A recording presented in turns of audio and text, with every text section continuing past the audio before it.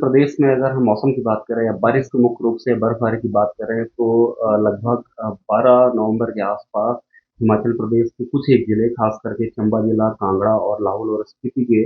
कुछ एक स्थानों पे हमें बर्फबारी और बारिश हल्के स्तर की देखने को मिलेगी। बाकी सारे जिले में मुख्यतः मौसम ड्राई रहने वाला है और लगभग अगले 10 दिनों तक कोई भी खास वेदर, सिग्निफिकेंट वेदर होने की संभावना हिमाचल प्रदेश में नहीं है। तापमान की अगर हम तापमान की बात करें तो अधिकतम तापमान की मैक्सिमम टेम्परेचर्स की अगर हम बात करें तो हिमाचल प्रदेश के काफ़ी स्थानों पे ये जो तापमान है वो लगभग हमारा 24 से लेकर के 29 डिग्री सेंटीग्रेड के बीच में देखे गए हैं पिछले कुछ दिनों में, और जो कि लगभग नॉर्मल से 3 से 4 डिग्री सेंटीग्रेड कुछ एक स्थानों पे ज़्यादा भी तापमान हमें दर्ज किए गए हैं। वहीं पे अगर हम मिनिमम टेम्परेचर्स की बात करें तो मिनिमम टेम्परेचर्स के जो तापमान है ये लगभग जो है हमारा 7 से लेकर के 11 डिग्री सेंटीग्रेड अधिकांश स्थानों पे दर्ज किए गए हैं, जो कि नॉर्मल से 1 से 2 डिग्री सेंटीग्रेड ज़्यादा है। अगर हम पिछले कुछ दिनों में रिकॉर्ड ब्रेकिंग टेम्परेचर्स की बात करें तो मुख्य रूप से जो हमारा सोलन जिला है वहाँ पे कल अधिकतम तापमान 29 डिग्री सेंटीग्रेड दर्ज किया गया है, जो कि ऑल टाइम हाई टेम्परेचर है नवंबर के मंथ में। उसी तरीके से जो हमारा धर्मशाला है वहाँ पे 27.6 डिग्री सेंटीग्रेड टेम्परेचर हमारा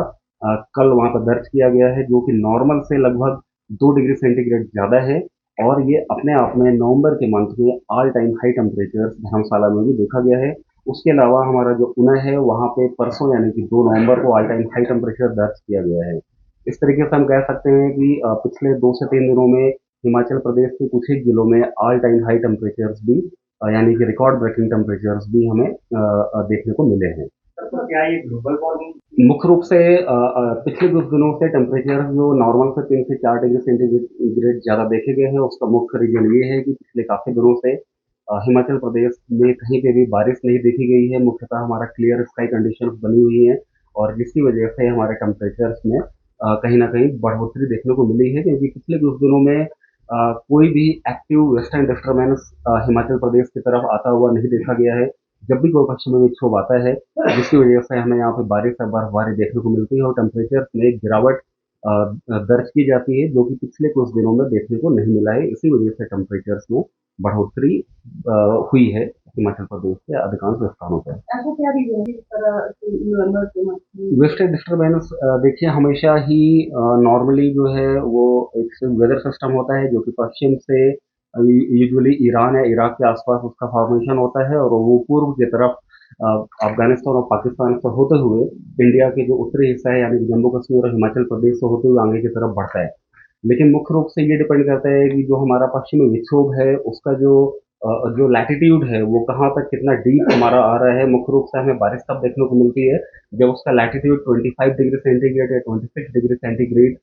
नॉर्थ तक वो पश्चिमी विक्षोभ आता है, जिससे उसमें अरबियन सी से एक अच्छा खासा मॉइस्चर सप्लाई होता है और इन सभी क्षेत्रों में हमें बारिश देखने को मिलती है। लेकिन अभी तक जितने पश्चिमी विक्षोभ आए हैं उसमें से एक या दो ही ऐसे पश्चिमी विक्षोभ रहे हैं जो कि बहुत ही फीबल हैं। बाकी सारे के सारे अपने एक तरीके से हम कह सकते हैं कि नॉर्मल पोजीशन से काफ़ी नॉर्थ में यानी कि उत्तरी हिस्से से होकर के ही गुजर गए हैं, जिसकी वजह से हमें हिमाचल प्रदेश में कोई खास प्रभाव देखने को नहीं मिला है। तो हम क्या एलिनो और लानिनो का डायरेक्टली कोई इम्पैक्ट एज सच उसके लिए हमें स्टडी करना पड़ेगा। एज सच 1 to 1 कोई भी कोरिलेशन पश्चिमी विक्षोभ के साथ एक शॉर्टेड ड्यूरेशन के लिए हम नहीं बोल सकते हैं। लेकिन हाँ, पश्चिमी विक्षोभ हमारे लगातार बनते रहते हैं, उसका एक साइकिल होता है। लेकिन वही है कि वो अपने नॉर्मल पोजीशन से काफ़ी ज़्यादा नॉर्थ में यानी कि हिमाचल प्रदेश के उत्तरी हिस्से हैं या फिर जो हमारा लद्दाख का इलाका है वहीं से होकर के गुजर जा रहे हैं। वो दक्षिण में जैसे ही नीचे की तरफ आने चालू होंगे हमें वेदर एक्टिविटीज हिमाचल प्रदेश में देखने को मिलेगी, साथ ही टेम्परेचर्स में गिरावट भी देखने को मिलेगी। मुख्य रूप से अगर हम टेम्परेचर्स की भी बात करें, जो ये बढ़े हुए टेम्परेचर चल रहे हैं लगभग 7 नवंबर तक यानी कि अगले 3 दिनों तक ये टेम्परेचर्स में इसी रेंज में चलते रहेंगे, कोई खास बदलाव होने की संभावना नहीं है। लेकिन 8 नवंबर के बाद से हिमाचल प्रदेश के अधिकांश स्थानों में 2 से 3 डिग्री सेंटीग्रेड की टेम्परेचर्स में मैक्सिमम टेम्परेचर्स में और मिनिमम टेम्परेचर्स में दोनों में गिरावट हमें देखने को मिलेगी। 2 से 3 डिग्री सेंटीग्रेड की गिरावट होने के बाद भी ये टेम्परेचर अपने नॉर्मल या नॉर्मल से 102 डिग्री सेंटीग्रेड फिर भी ज़्यादा ही बने रहने की पूरी संभावना है। तो हम कहते हैं कि स्थानों पर जैसे कि मैंने बताया कि हमारा ऊना है, धर्मशाला है, सोलन जिला है, और उसी तरीके से भुंतर में भी 1 नवंबर को all time high maximum temperature हमें दर्ज किया गया है। तो कुछ एक स्थानों पे जो ऑल टाइम हाई टेम्परेचर्स हमें नवंबर के मंथ के इस सीज़न में देखने को मिले हैं पिछले 3 से 4 दिनों के अंदर। फेसबुक पर पोल स्टार हिमाचल का पेज लाइक करें और यूट्यूब पर हमारा चैनल सब्सक्राइब करना ना भूलें।